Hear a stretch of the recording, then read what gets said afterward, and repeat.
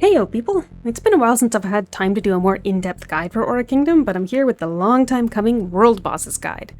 World Bosses are the time and or day restricted field spawns that have various goodies for you if you join in taking them down.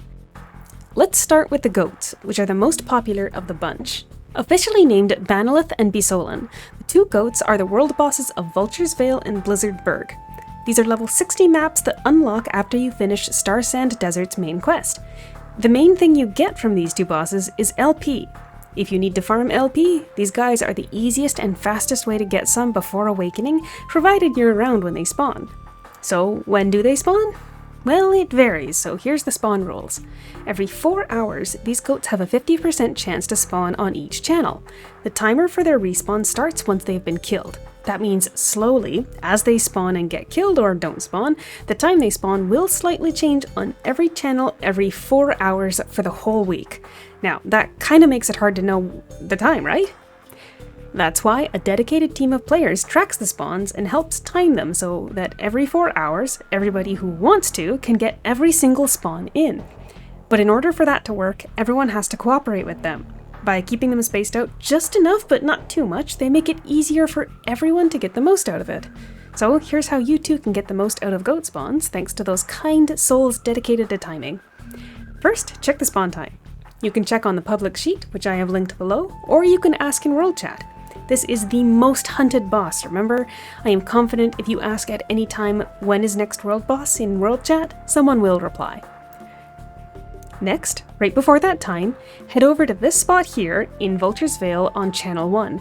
If you're in the right spot at the right time, you'll see other players around. Make sure you have region chat on. If the goat spawns, great! If not, because remember, it's 50-50 chance, the leader will call V2 in region chat to indicate that they have confirmed it's a skip, which means it's time to switch to Channel 2. This will continue until Channel 4. After V4, the lead will call B4, which means it's time to head to Blizzard Berg.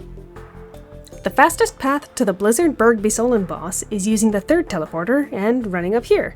Then, same as in Vulture's Vale, either the goats will spawn or the leads will call B3 to switch channel once it's confirmed to be a skip.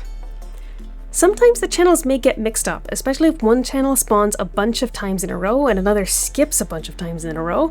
Just watch the region chat carefully to be certain you're going to the right place. Sometimes the leads will ask players to go slow on a specific boss in order to make the times between the channels longer or shorter to make the run easier for everyone.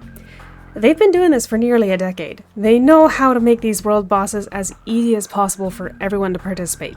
Please listen to them. Each boss you kill should net you 2 world boss boxes in the mail, 2 Battlefront merit chests, but at the time that I'm recording we have a special event on, so they're dropping a different box that contains other goodies. One final note. The initial spawn time is determined by when the server comes online, so if there's a server crash, the times will change. But that should be all the info you need to join in on the Vulture's Vale and Blizzard Berg world boss hunts. And again, this is the easiest way to farm LP prior to awakening, so they're highly recommended to hunt if you're looking for eidolons, costumes, or any other LP goodies. The next bosses we're going to talk about are the big bosses, which sounds like a very generic name, but I've taken it from the title you get from killing 500 of each of them, the Big Boss Basher. I'm referring to Elbiolo, Mechium, Kalishia, and Abenthy, and a big thanks to Sarmus for the detailed intel on these guys that I used to write this. They all share some rules. Each one only spawns on its specific day. The first spawn will be 6 AM, and then every 4 hours after being killed, they will spawn again. If no one takes them down, they despawn in 2 hours. They don't drop anything when you kill them. If you want the rewards, you have to stop by the town of the map you're on to get the blue quest for them, meaning you can only get rewards once per character per spawn day. The coupon you will get for turning in the quest can then be exchanged in your encyclopedia. They have 2 billion HP, and on top of hitting hard, do have Reflect as well. Unless you're well into late game, soloing them will not likely be possible. But if you're geared enough to take them on, just make sure to bring Persephone or one of the other immunity eidolons and only hit when you're immune. If you're free to play or missing Persephone, Irene is the free to play option since her frags drop in Vo and are also in the LP store. And finally, what kind of stats do you need? These are quite old world bosses, so not like absurdly endgame gear, basically just enough pen and a way to survive. They each have 150% reinforcement, so to even start damaging them, you need at minimum 51 pen and 150 to fully negate their shield. Right, so that's the shared info. Here's their individual details. You'll find Elbiolo in Port Morton on Wednesdays, and he's one of the reflecting guys. 5% passive reflection, so bring those immunity eidolons. 50% detail damage will negate his damage taken shield, and his element is flame if you want to bring an elixir. Mechium will spawn on Fridays in Canterton Hill. Bring some healing as he passively applies damage to all targets in his range, and he also heals a little on each hit, so you gotta make each attack really count. His element is dark.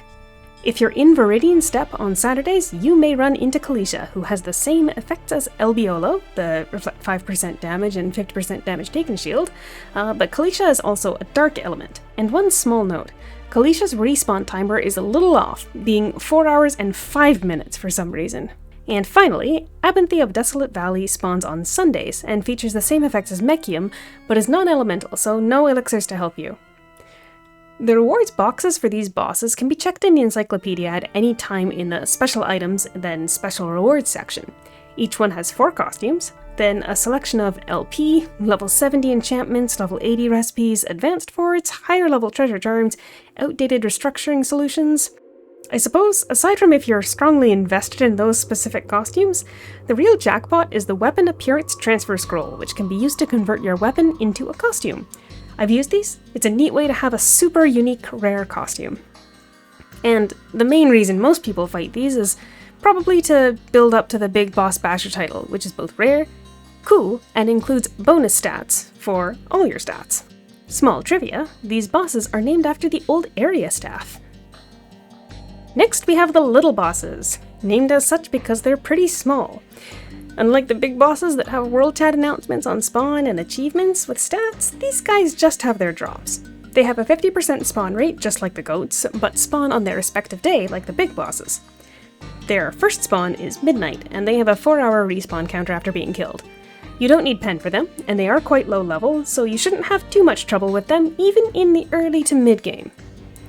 The main draw of these guys is they can drop costumes or a mount, but the items are in the LP store, so I suppose there's not much reason to hunt these guys these days, but they're around. Mac, the pirate captain, shows up in Helonia Coast on Thursdays, and he offers the Glamorous Shades face costume. Bansky the Panther spawns in Candio Marsh on Fridays and can drop the Thunderbolt Tiger mount. Daphne spawns on Saturdays in Triosho Highland and can drop the face costume Kunai. And Mordecai spawns on Sunday in Crescent Hill and can drop the face costume Red Rose, but I suppose if you wanted the green quality White Rose for its color, this would be the only place you could get it. If you thought the last set of bosses were a little underwhelming, get ready to be super underwhelmed. Next up, costume fragment bosses. These ones have no achievements, and unlike the last ones, they don't even drop costumes, only costume fragments. And you will need a lot of them to make a costume. The spawn criteria is basically the same as the other little ones. First spawn at midnight, not 100% respawn rate, and honestly I doubt anyone has hunted these guys seriously ever. The only good thing is that even though some have some pretty decent HP pools, no pen is needed for these guys. First up, Oath Sage Sylvia of Port Morton spawns on Sundays and Wednesdays. Her costume fragments are for the evening gown. Note that you can't get these guys as costumes in the LP store despite being super old ones. This one's actually Leanne Riverwalker's outfit.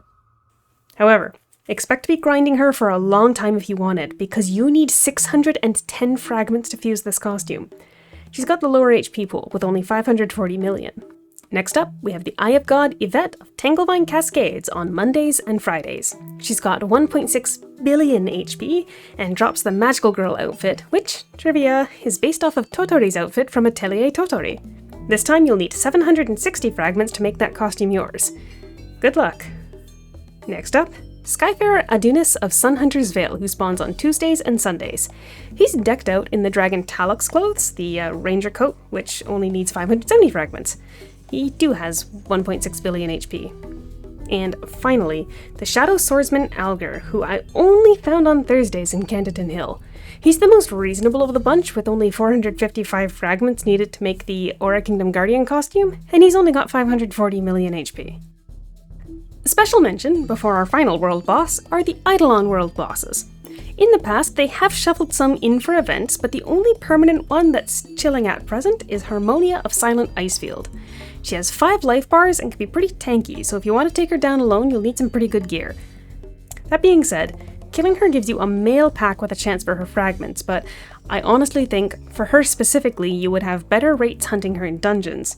The 6 dungeons that she spawns in around level 95 to S1 are probably easier to solo than her. She also spawns in BLD, which is an S15 dungeon. Our final world boss. Every new player's bane. We have Keres of Viridian Steppe. She is suffering. She spawns every 4 hours, every day, doesn't despawn, and likes to permacage unsuspecting passerbys. Her drops are bad, she has no achievements, there is no reason to fight her. All you need to know is that if you get permacaged, simply spawn an Eidolon and wait for them to take a turn in the cage so you can run away. And that's all there is to know about her. But there you go. That's all the world bosses in Aura Kingdom at the time of writing. Good luck with your hunting, thanks for watching, and we'll catch you next time.